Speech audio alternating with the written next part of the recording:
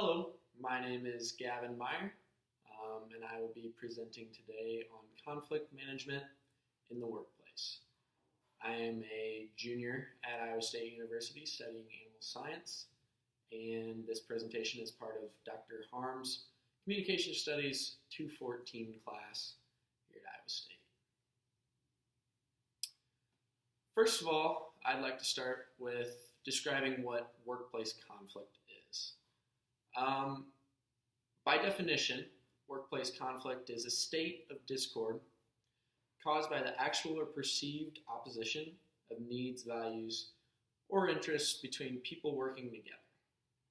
Conflict takes on many different forms in different organizations. So, building on that, what is conflict management? Conflict management is defined as the process of limiting the negative aspects of conflict while increasing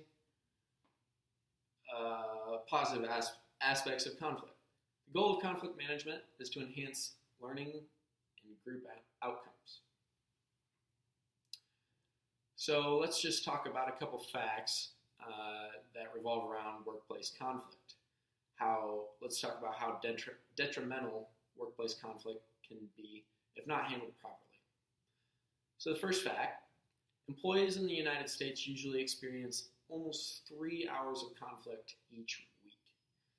Now, if you add this all up, this is billions upon billions of dollars that are being spent to pay these employees hourly to deal with conflict rather than to work on positively promoting new innovations. Next fact, 60% of U.S. employees have never been through a conflict management training. I myself am fortunate enough that I have done so. I have been a part of several different organizations in my time at Iowa State, and I have been lucky enough to deal with lots of conflict. I guess lucky or not, you be the judge, but it has allowed me to grow immensely, and I'm very, very thankful for that. But think about that. Only 60% of people have ever been through a conflict management training. That's crazy. How do you expect people to deal with conflict properly in the workplace and have a positive outcome to these conflicts if they've never been taught how to do so? This isn't just something that people have or they don't. This is something that can be learned. The next fact. 85% of U.S. employees experience some kind of conflict in the workplace. It doesn't matter when that is or how often that is, but at some point in their employment at whatever business they work at, they have experienced workplace conflict. And while workplace conflict can be good, generally it's just an unpleasant experience. On top of this, 49% of all of these conflicts were due to personality issues, where people didn't like the way someone portrayed themselves. They thought they were ungenuine or egotistical, or whatever that discrepancy may be that they have with their personality. There's 49% of all people have experienced this.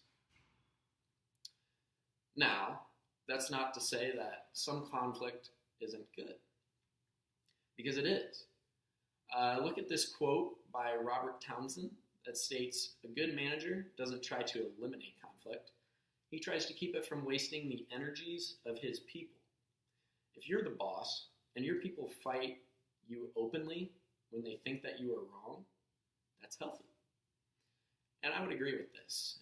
In my time at Iowa State, I am actually currently the president of my fraternity, and I experience this every single day.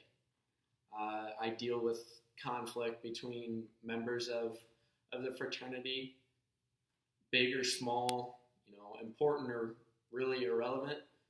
It's on my shoulders to deal with that properly. And if I don't, you can bet that they are going to hold me accountable. Because if I, as the president and the professional representative of the fraternity, am not able to work through conflict with my members, how am I going to be able to do that in the real world, and how are my members going to be able to do that in the real world? Conflict is ever present in no matter what organization you're in, but especially fraternities, because in a lot of cases you're living together with a lot of people in one house. In my case, there's over 80 individuals living in a very large house, but that's a lot of different personalities. That's a lot of different egos. That's a lot of different types of people living together as one.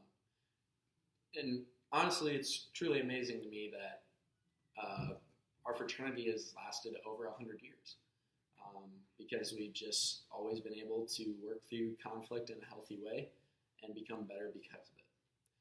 It's truly amazing. Now, the article, book that I used for my presentation was titled Managing Conflict in Organizations by M. Afzal Rahim. And the purpose of this book was to define the root causes of conflict in both personal situations and in group situations within all different types of organizations. Talking about the why behind the what. Why do these conflicts arise? What causes them to arise? And what did they find? They found that conflict is normal, it's legitimate, and it's inevitable. It has benefits. When it's dealt with healthily, it leads to creativity, it leads to innovation, it leads to good things. Things that make you or the organization better, and that is good, obviously. It also has drawbacks, and in the case of businesses, it definitely can slow production. If someone has a personal vendetta against one of their coworkers and refuse to work with them, that's obviously an issue, and that is nowhere near dealing with conflict in a healthy way.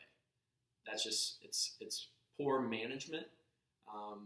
The employers should not allow conflicts like that to happen. They should sit those two employees down or a group of employees down and say, here's the deal. We're going to work through this. We're going to find something that works for everybody, and that's going to be that. Another thing that it does is just overall upsets employees and lowers morale sometimes. And definitely when it's not handled properly, this is incredibly evident, especially in fraternity life. So the book mentions several things about conflict. And first it lists some of the reasons that conflict occurs. The first one is the topic at hand, the here and now. Well, he said something and that really upset me, so I'm going to talk to him about it because that's not okay. That's the topic at hand. That's the here and now, and that can be handled properly or improperly. Another thing is the process. How are we going to do things? Well, I think we should do it this way, but he thinks we should do it this way. Maybe we can find something, right in the middle. Relational issues. This goes back to personalities. People just sometimes don't get along with a certain personality style. And lastly, ego or identity issues. I think we all can agree that a large ego that is unwilling to admit that it is a large ego is sometimes difficult to work with. The book also lists 5 different conflict management styles. You have accommodating or smoothing, which is playing down the conflict and seeking harmony among different parties.